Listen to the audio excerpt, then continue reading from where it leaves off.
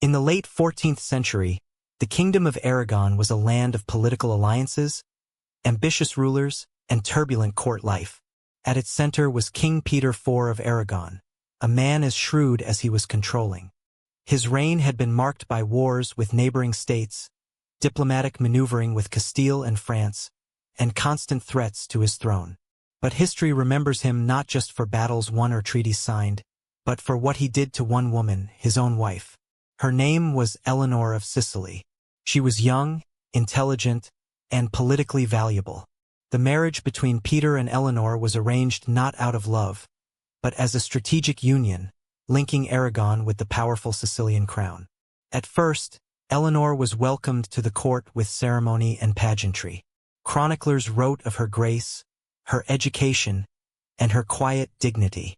But the royal court was a place of whispers, and whispers grew into rumors. Peter was known for his jealousy. He trusted few people and even fewer women. Eleanor's beauty attracted attention, and attention in the royal palace could be dangerous. Some claimed the queen had grown too close to certain noblemen. Others hinted at political scheming on her part.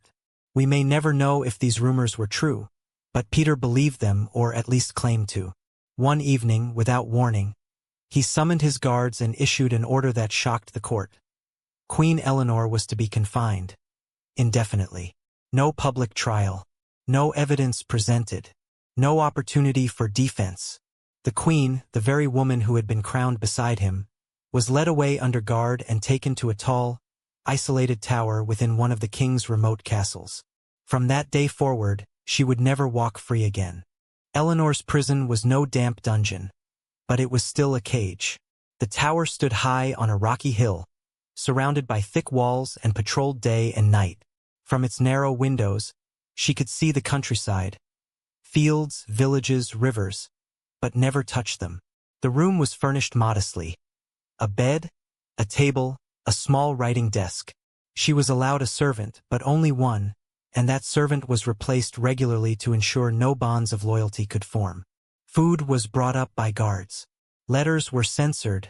Visitors were forbidden. The isolation was relentless. Months turned into years. She could hear the life of the castle below, laughter in the courtyards, horses on the cobblestones, the ringing of church bells. All sounds of a world from which she was forever barred. For Eleanor, the punishment was worse than death. She had no crime proven against her, no sentence to count down, no hope of appeal. Her only sin was being the queen to a man who could not bear the idea of betrayal, real or imagined. In the royal court, her disappearance was explained away. Official proclamations claimed the queen had retired due to health concerns, or that she was taking a spiritual retreat. Few believed it, but no one dared challenge the king's narrative.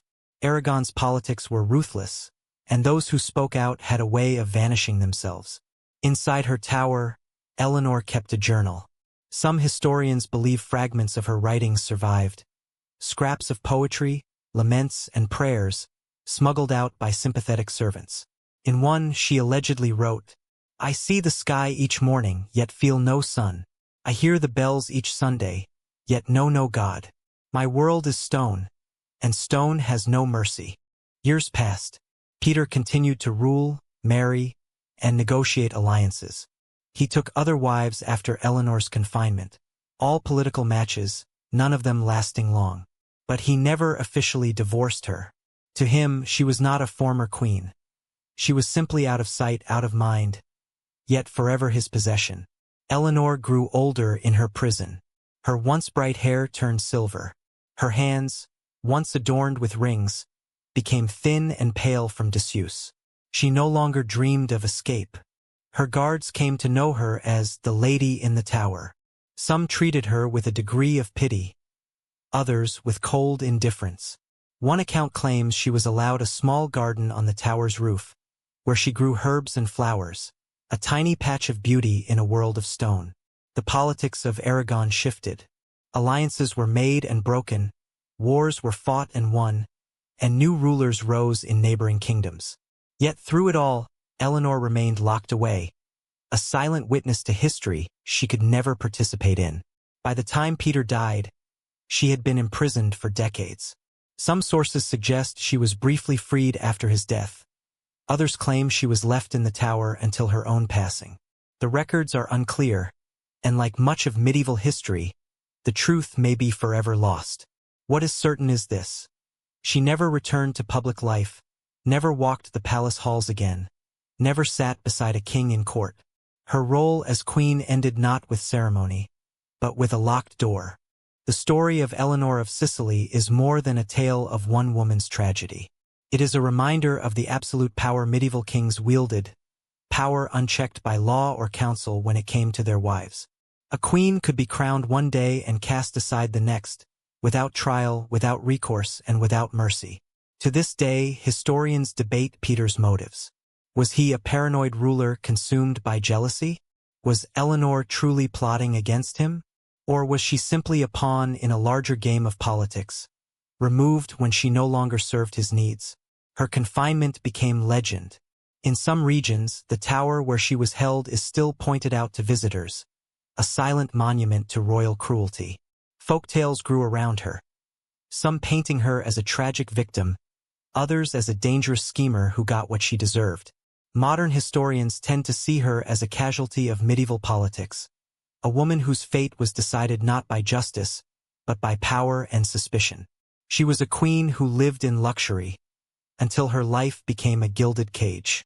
The irony is that Peter IV, despite his reputation for cunning diplomacy, is most remembered not for the treaties he signed or the battles he fought, but for the fact that he locked away his wife and left her there for life. Eleanor's story still echoes through history, a warning of what happens when absolute power is given to a single man, and when a marriage is built not on trust or love, but on fear. In the end, the lady in the tower became something greater than a forgotten queen. She became a symbol not of royal glory, but of the quiet, enduring cruelty that can exist behind castle walls.